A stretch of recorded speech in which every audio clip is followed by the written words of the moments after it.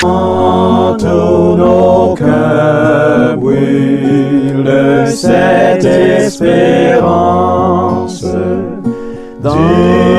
retour de notre Sauveur. Différents faits divers nous interpellent et nous incitent à la réflexion. Ils annoncent un événement imminent et d'une grande importance. Mais comment l'analyser? En écoutant Jean-Claude qui, à la lumière de la Bible, t'accompagnera et te permettra d'être prête, d'être prêt pour le retour de Jésus. Note que les éditions spéciales sont disponibles sur YouTube. Quelle est la réponse 2? Le 2, c'est le chiffre. Je te salue fraternellement en Jésus-Christ, le Sauveur du monde. C'est Jean-Claude qui partage avec toi cette nouvelle série qui s'intitule « Découvrir la vérité ». Marco et Jean-Claude, appelés par l'Éternel des armées, nous sommes encore là, afin de t'aider dans les démarches que tu dois effectuer. Aujourd'hui, nous voyons, il est ta postérité. Juste avant, prions.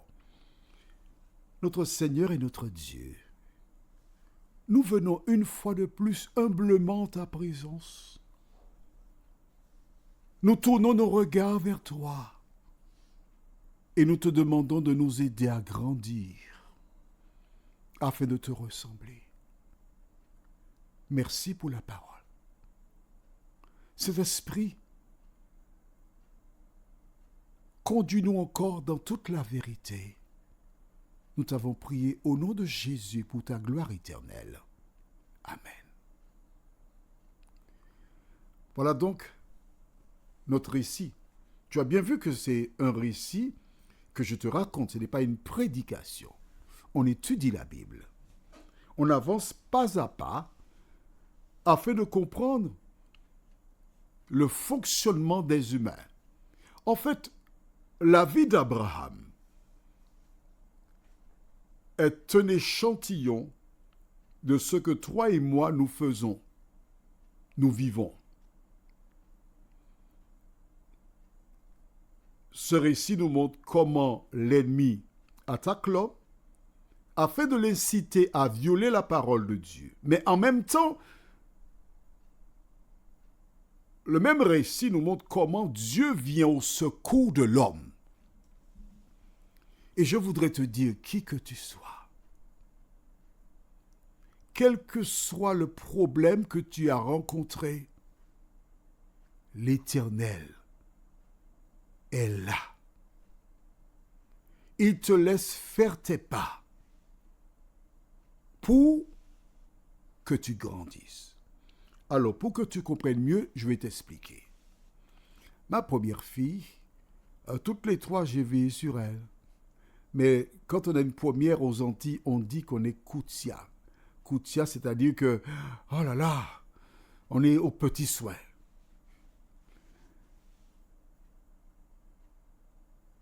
Elle était dans son berceau. Et quand elle a commencé à faire ses premiers pas, je m'entends, à ramper sur le ventre, oh, j'étais là. Ensuite, elle a commencé à essayer de se mettre debout. Et quand on chantait, il y a une chanson qu'elle aimait beaucoup. Elle souriait, c'est celle qui dit « Ainsi font les petites marionnettes ». C'est une chanson qu'elle affectionnait. Tu vois, depuis 85, je n'ai jamais oublié cela. Et je ne peux pas oublier cela. Et surtout la partie qui dit « Ah, les voilà partis, les marionnettes ». Elle n'avait pas de dents, elle souriait, elle bavait. Elle aimait cette chanson. Et puis ensuite, qu'est-ce qui se passe? Elle a commencé à marcher à quatre pattes et je marchais à quatre pattes après elle. Et quand je la tenais par le pied, elle tombait sur le dos riant et je venais lui faire des guilis-guilis dans le ventre. Voilà. Et c'était magnifique tout ça. Puis un jour, elle a essayé de se mettre debout. Puis, quelques temps plus tard, elle fait quelques pas. Et puis elle a marché. Pourquoi t'ai-je raconté cela? Je voudrais que tu vides de ton cerveau toutes les bêtises qu'on t'a inculquées par le passé. Quand tu rencontres Jésus, tu es comme un bébé naissant. Tu ne sais pas encore comment faire. Et tu dépends de tes parents, de ta mère, de ton père. Ce sont eux qui t'apportent la nourriture.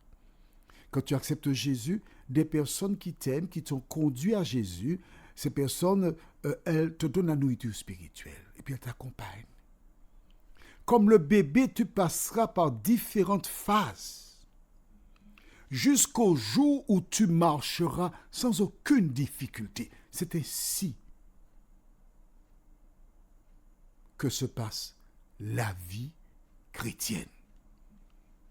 Certaines personnes te disent, une fois que tu as rencontré Jésus, tu es transformé, tu es une nouvelle créature. C'est quelque chose de progressif pour certaines personnes. Pour d'autres, ça prend du temps. Mais le temps appartient à Dieu. Alors ne te laisse pas décourager. Tu as commis un péché, un gros. Mais je te dis, il n'y a pas de gros et de petits péchés.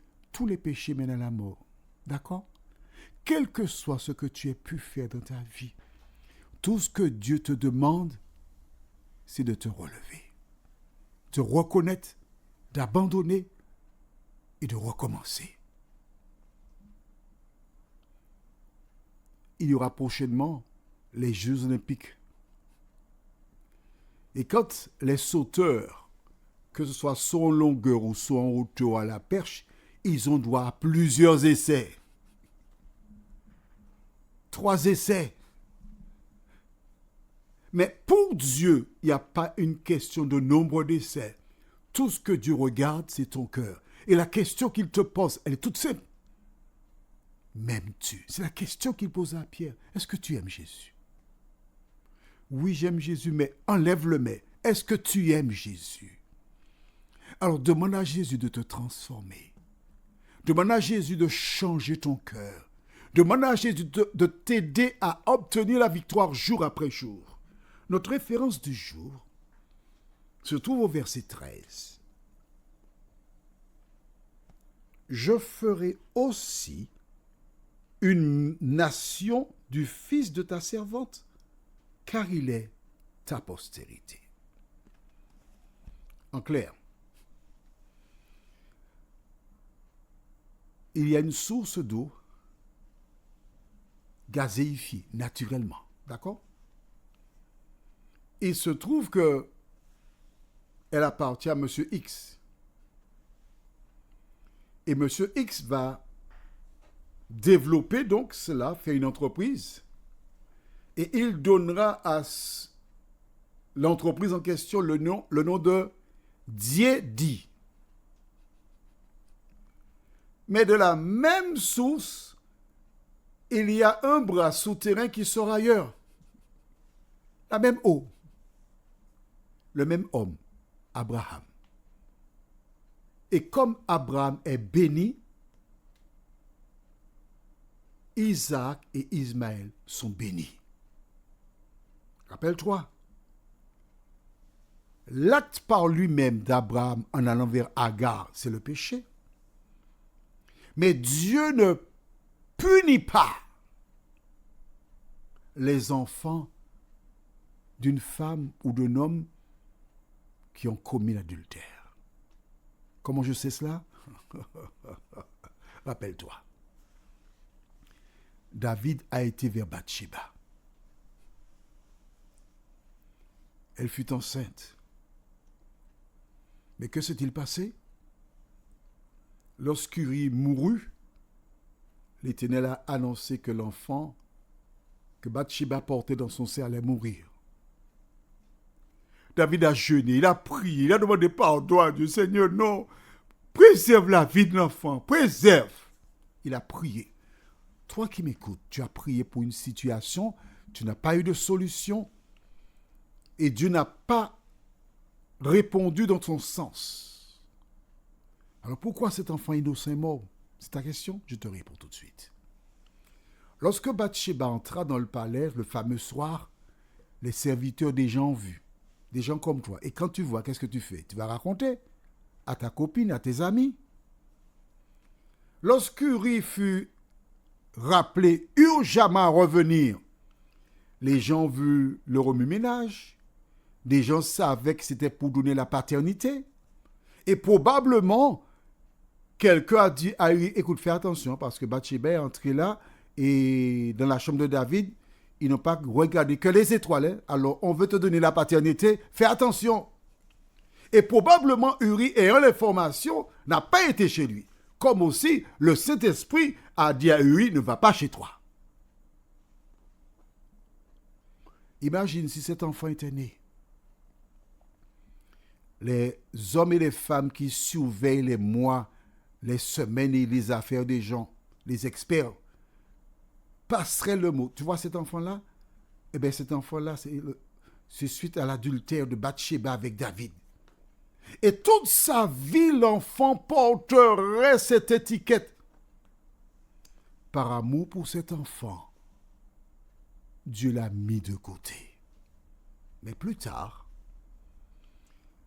voici Bathsheba qui enfanta Salomon, le roi Salomon.